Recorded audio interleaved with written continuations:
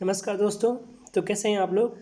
तो फ्रेंड्स, जैसा कि हमने लास्ट वीडियो में हिस्ट्री के 25 क्वेश्चंस किए थे, तो इस वीडियो में हम अप्रॉक्स 25 क्वेश्चंस और करेंगे। तो चलिए स्टार्ट करते हैं। आज का हमारा जो पहला क्वेश्चन है वो इस तरह है कि क्वेश्चन नंबर 26 आज हम ले रहे हैं। तो क्या है, गर्त निवास निम्न में से किस संस्कृति का विशिष्ट लक्षण है। तो गर्त निवास देखिए कहाँ पे था, ये आपको मैंने बताया था जम्मू कश्मीर में, जो ज़मीन के नीचे गड्ढा खन के उसके नीचे रहते थे। क्यों करते थे? क्योंकि वहाँ पे बर्फ़ पड़ती थी। उनके पास ऐसे पर्याप्त साधन नहीं थे जिसकी वजह से वो क्या करते, अपनी सुरक्षा कर सकें। तो क्या होता था दोस्तों, वो ज़मीन के नीचे रहते थे। तो कहाँ, सिंपली सी बात है, यहाँ पे ऑप्शन डी जो होगा इसका सही होगा कि कश्मीर घाटी की नवपाषाण कालीन संस्कृति। आइए क्वेश्चन नंबर 27 देखते हैं।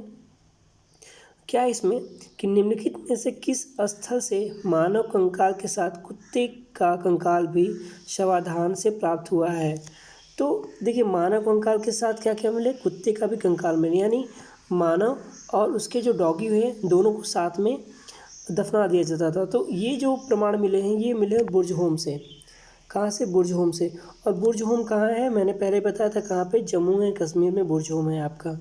ओके, आइए क्वेश्चन नंबर 28 पे आते हैं कि निम्नलिखित में से किस स्थान पर मानव के साथ कुत्ते के दफनाए जाने का साक्ष्य मिला है। अच्छा, ये दोनों क्वेश्चन एक ही हो गया दोस्तों। तो इसका भी ऑप्शन क्या हो जाएगा, बुर्ज होम। एक्चुअली क्या है, 2 बार क्वेश्चन आया है।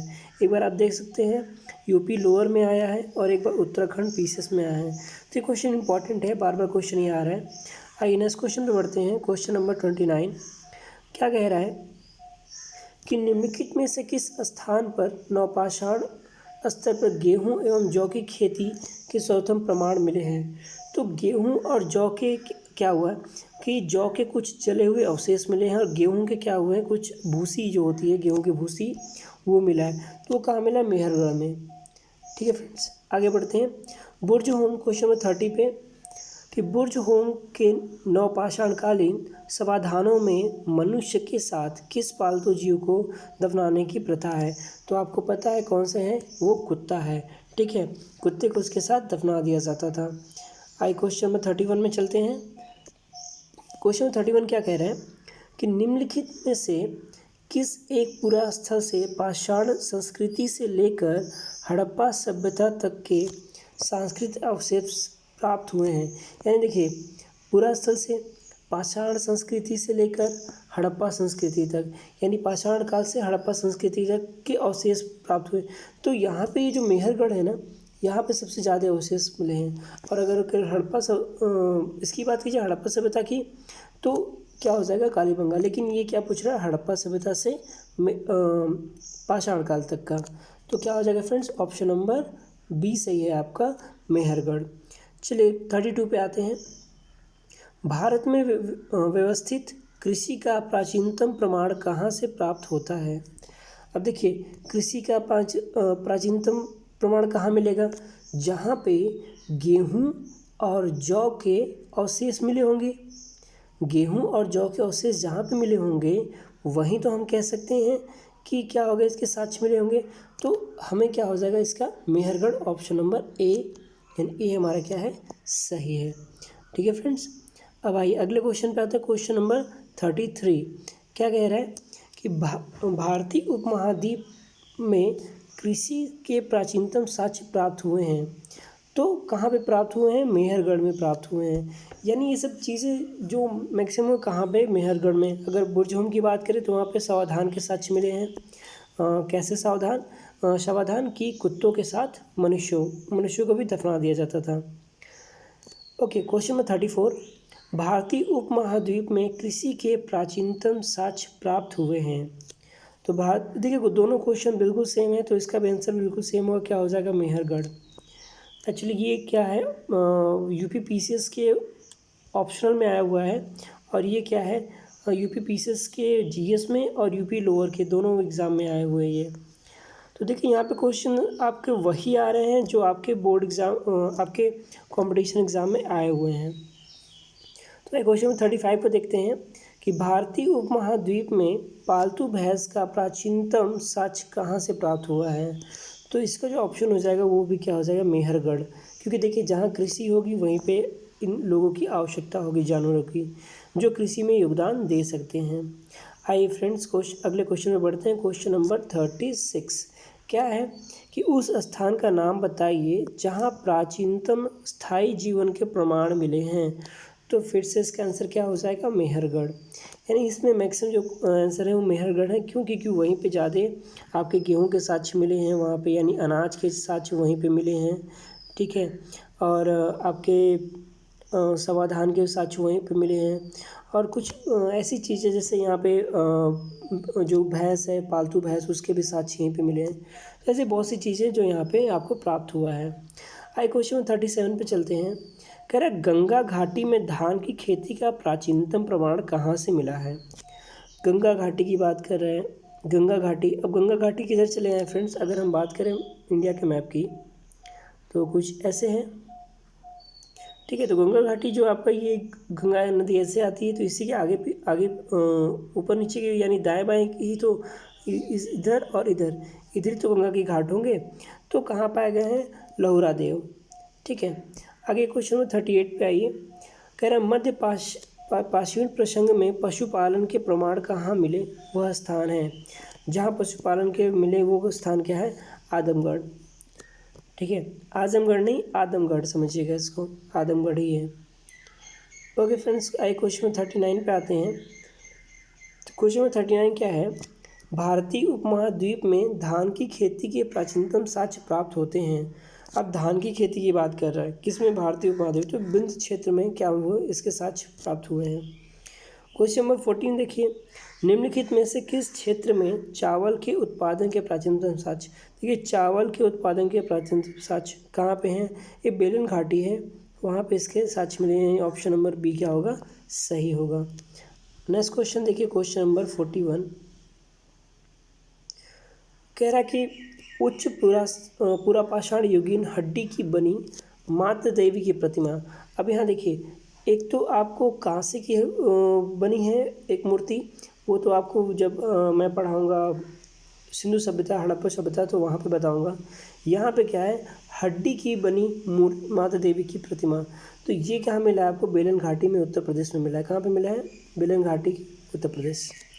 तो क्वेश्चन नंबर 42 पे आते हैं कि निम्नलिखित में से किस क्षेत्र में पुरापाषाण काल, मध्यपाषाण काल और नवपाषाण काल के अवशेष एक क्रम में पाए गए। यानी देखिए तीनों की बात कर लिया, पुरापाषाण काल, मध्यपाषाण काल और नवपाषाण काल। तो ऐसा क्या है आपका, बेलन घाटी, यूपी, ठीक है। तो ऑप्शन नंबर सी क्या है हमारा, सही है। I-43 पे आते हैं कि भारत में प्रागैतिहासिक मानव का प्राचीनतम जीवाश्म निम्नलिखित में से किस स्थान से मिला है। देखिए प्राचीनतम जीवाश्म की बात कर रहा है, ठीक है। और ये देख सकते हैं क्वेश्चन बहुत इंपॉर्टेंट है, यूपी पीसीएस में प्री में आया, स्पेशल ऑप्शन हिस्ट्री में आया, एमपी पीसीएस ऑप्शनल में हिस्ट्री में आया, और यूपी पीसीएस ऑप्शन हिस्ट्री, यानी कई बार क्वेश्चन ये पूछ चुका है, ठीक है।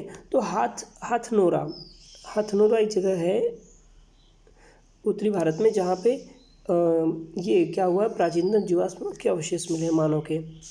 आइए क्वेश्चन नंबर 44 पे चलते हैं। क्वेश्चन नंबर 44 क्या है फ्रेंड्स आपका, कह रहा है कि मानव द्वारा सर्वोत्तम प्रयुक्त अनाज है। अब देखिए जो साक्ष्य मिले थे वो गेहूँ और जौ के मिले थे, गेहूँ और जौ के साक्ष्य मिले हैं आपको, ठीक है, याद रखिएगा। लेकिन जो जौ माना जाता है कि जौ के साक्ष्य सबसे पुराने हैं, सबसे पुराने जो साक्ष्य मिले वो किसके हैं, जौ के हैं। तो आपका यहाँ पे जो ऑप्शन नंबर सी होगा वो सही हो जाएगा। तो यानी सी हमारा क्या है, करेक्ट है। चलिए नेक्स्ट क्वेश्चन पे बढ़ते हैं। क्वेश्चन नंबर 45 क्या कह रहा है कि निम्नलिखित में से किस मध्य पाषाणकालीन स्थल से हड्डी से बने आभूषण प्राप्त हुए हैं। तो देखिए अभी अभी क्या हुआ था, एक हड्डी से बनी हुई प्रतिमा भी प्राप्त हुई थी। अब यहाँ हड्डी से बने एक आभूषण की बात कर रहे हैं, तो वो कहाँ है, मदहा में। मदहा में क्या हुआ है, आपको हड्डी से बनी आभूषण प्राप्त हुए हैं। ये क्या हुआ, UP PCS pre optional history में आया हुआ क्वेश्चन है। आइए क्वेश्चन नंबर 46 पे चलते हैं। कह रहा है होमो इरेक्ट्स का एक कपाल निम्नलिखित में से किस स्थान से प्राप्त है। होमो इरेक्ट्स क्या थी, एक ह्यूमन की जनजाति थी जो खत्म हो चुकी है, ठीक है, अनविकसित जनजाति इसको बोल सकते हैं। उसमें क्या था, कह रहा है कि कहाँ से प्राप्त हुआ है, तो नर्मदा घाटी के हथनोरा से ये प्राप्त हुआ है। अब देखिए ये एमपी के पास पड़ता है, कहाँ पड़ता है ये, एमपी के पास पड़ता है।